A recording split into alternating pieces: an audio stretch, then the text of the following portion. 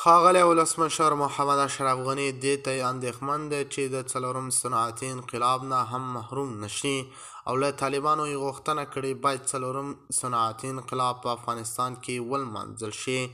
ښاغلی غني وایي که له ټکنالوژۍ سره ځان بلد نه کړو له څلورم صنعتي انقلاب به هم محروم شو.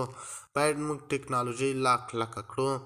د خرابات ټي وي چینل درنو لیدونکو سلام، ستړي مشئ، وخت مو بخیر. هیله لرم چې جوړ او روغ به یې. په سر کې یادونه کوم که خرابات ټي وي چینل مو نوي سبسکرایب کړی په درنښت سره خرابات ټي وي چینل سبسکرایب کړئ.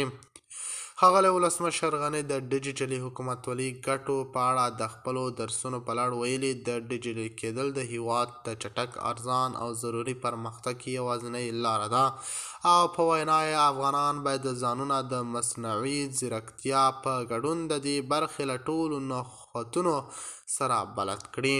ولسمشر غني وویل که په ډیجیټلي برخه کې بشري پانګه راجوړه شي د زده کړو او ښوونې د دودیزو سیستم ته هم چې ډیر ګران او کله کله له لاسرسي بهر دی اړتیا نه پاتې کیږي او هر جومات، هر حجره یا بل ځای چې ماشومان پکې راټولېدای شي په ښوونځي اوړي او د هیواد او نړۍ له ګوټ ګوټ څخه لایق ښوونکي له لرې واټنه لوست ورکولی شي.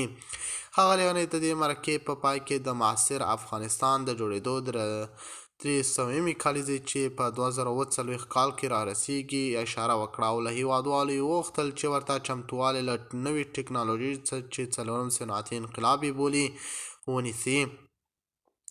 لومړی ځل صنعتي انقلاب نه محروم و، دویم صنعتي انقلاب نه محروم و، دریم صنعتي انقلاب نه محروم و. که غواړئ چې 200 کالو جبریه ورکړو باید څلورم صنعتي انقلاب باندې پانګونه وکړو، ورباندې پوه شو او د خپل خیر او د الله رضا لپاره یې استعمال کړو.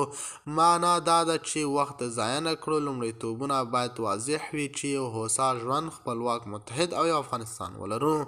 د خرابات ټي وي چینل درنو لیدونکو د الله په امان تر بیا ښې چارې.